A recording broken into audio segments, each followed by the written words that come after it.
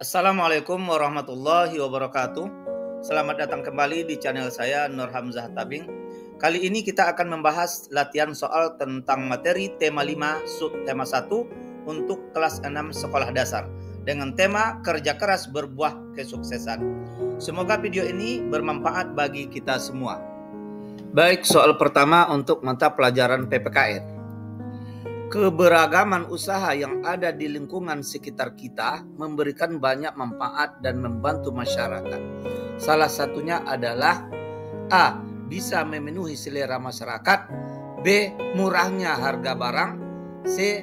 Mudahnya mendapatkan barang keperluan, dan D. Lingkungan menjadi ramai. Jawaban yang benar adalah C. Mudahnya mendapatkan barang keperluan. Berikutnya soal yang kedua. Pak Jaya membuka usaha fotokopi. Dia mempekerjakan 3 orang dari desanya sendiri dan menggunakan mesin fotokopi buatan Jepang. Dari usaha yang dijalankan Pak Jaya tersebut dapat disimpulkan bahwa A. Usaha Pak Jaya membutuhkan modal yang sangat besar. B. Usaha fotokopi hanya membutuhkan sumber daya luar negeri. C. Usaha fotokopi hanya butuh sumber daya dari dalam negeri.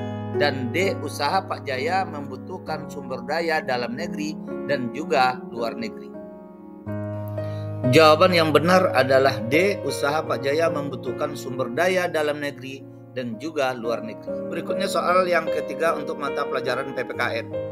Mendirikan usaha sendiri disebut dengan titik-titik. A. Berjualan, B. Berwirausaha, C. Berkarya wisata, D. Berdharma wisata. Jawaban yang benar adalah B. Berwirausaha.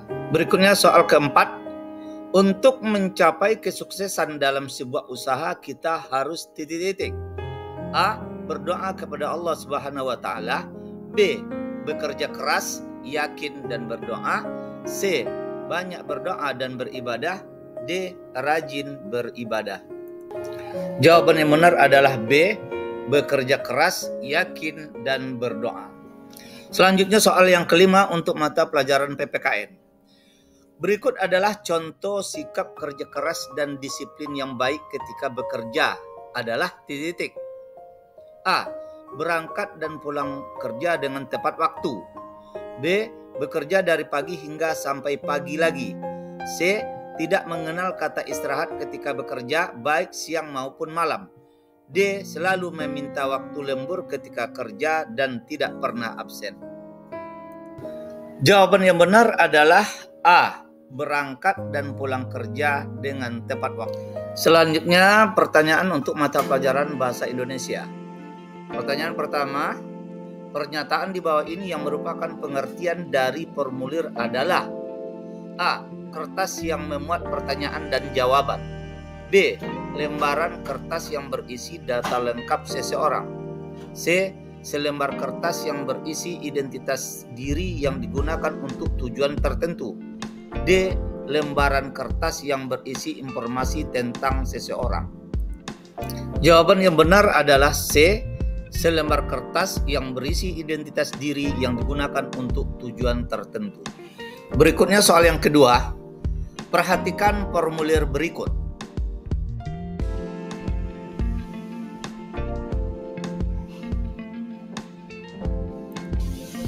Perbedaan antara formulir A dan formulir B adalah terletak pada titik-titik.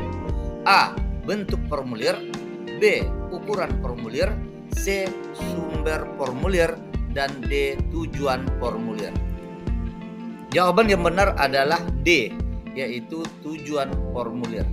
Soal yang ketiga untuk mata pelajaran bahasa Indonesia. Di bawah ini yang bukan merupakan tujuan dari formulir adalah titik-titik. A. Mempermudah pencatatan data. B. Mempercepat pekerjaan seseorang.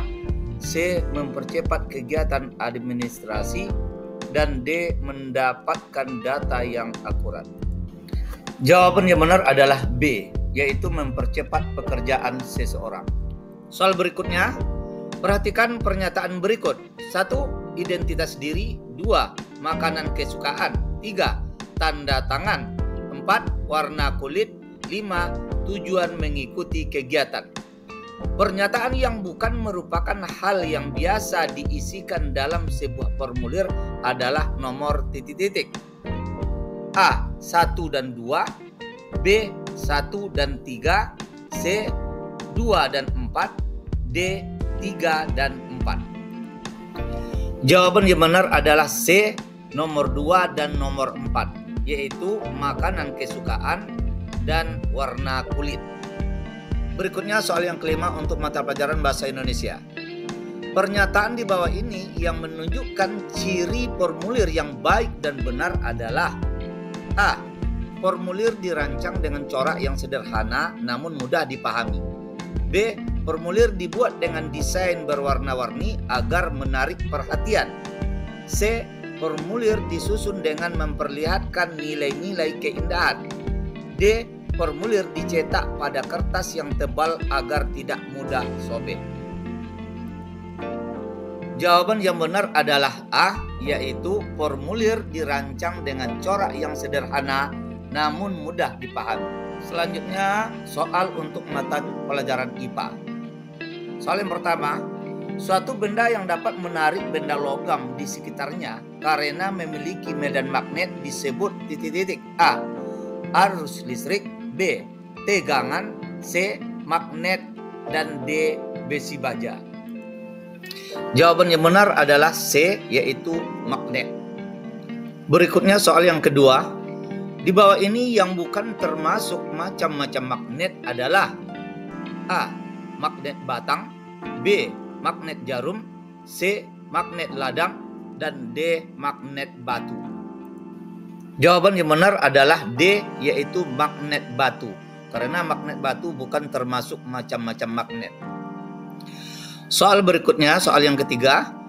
Magnet buatan yang berbentuk seperti tabung disebut dengan magnet titik-titik. A.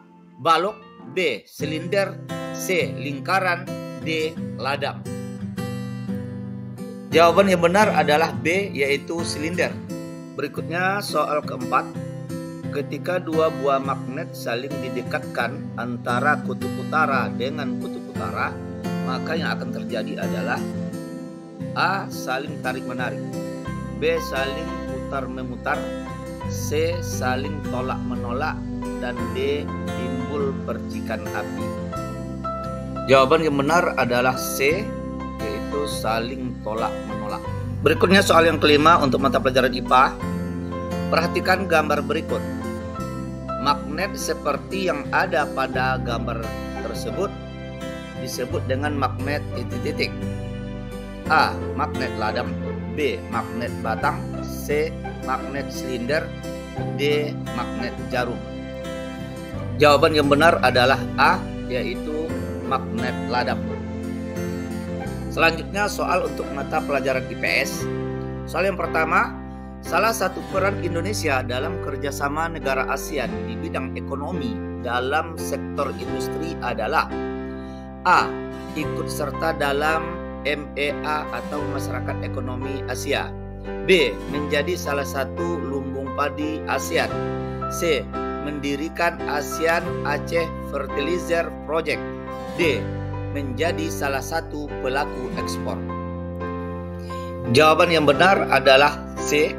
Mendirikan ASEAN Aceh Fertilizer Project. Soal yang kedua, peran negara Indonesia dalam negara-negara ASEAN termasuk juga di bidang ketahanan pangan negara-negara ASEAN, yaitu A. Mengadakan latihan militer, B. Mempersiapkan atlet-atlet yang handal, C. Menyediakan lahan-lahan pertanian bagi negara ASEAN, D. Menjadi salah satu lumbung padi ASEAN. Jawaban yang benar adalah D, yaitu menjadi salah satu lumbung padi ASEAN. Soal berikutnya, Indonesia pernah menjadi tuan rumah penyelenggaraan SEA Games ASEAN. Di antaranya adalah pada tahun titik-titik. A. 1979 dan 1984, B. 1979 dan 1987, C. 2001 dan 2011, D. 1997 dan 2009.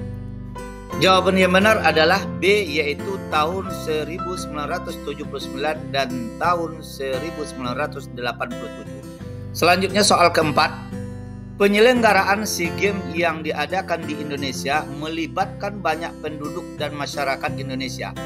Hal ini dapat meningkatkan A. Keamanan negara, B. Kebersihan lingkungan, C. Pendapatan dan ekonomi, D. Kemajuan budaya. Jawaban yang benar adalah C. Pendapatan dan ekonomi. Berikutnya soal yang kelima. Di bawah ini yang bukan merupakan 3 kesuksesan yang akan diraih dalam penyelenggaraan SEA Games adalah A. Kesuksesan keamanan, B. Kesuksesan prestasi, C. Kesuksesan penyelenggaraan, D. Kesuksesan dalam peningkatan perekonomian. Jawaban yang benar adalah A, yaitu kesuksesan keamanan. Karena kesuksesan keamanan bukan termasuk 3 kesuksesan tersebut. Selanjutnya soal untuk mata pelajaran SBDP. Soal yang pertama, reklame merupakan sebuah gambar yang disertai kata-kata menarik yang salah satunya bertujuan untuk A. Menagih hutang seseorang bagi perusahaan, B. Menawarkan suatu barang kepada suatu perusahaan, C. Menawarkan suatu barang kepada masyarakat, D. Memberikan peringatan keras kepada warga untuk membeli produk. Jawaban yang benar adalah C. Menawarkan suatu barang kepada masyarakat. Soal berikutnya, soal kedua. Reklame yang berbentuk gambar lambang organisasi atau perusahaan disebut A. Baliho, B. Brosur, C. Poster, D. Logo. Jawaban yang benar adalah D, yaitu logo. Selanjutnya soal yang ketiga. Berikut ini merupakan tujuan dari pembuatan reklame, kecuali A. Mengajak orang-orang melakukan suatu hal, B. Menyampaikan sebuah keputusan, C. Menawarkan suatu produk, D.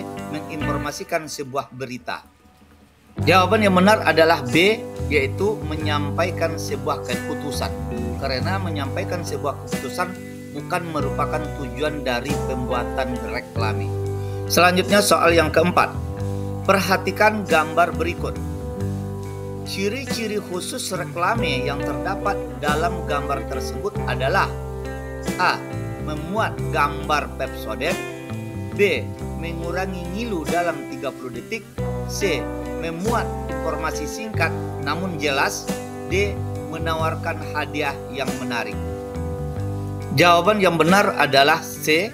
Memuat informasi singkat namun jelas. Selanjutnya soal yang kelima untuk mata pelajaran SBDP. Perhatikan gambar logo ASEAN berikut.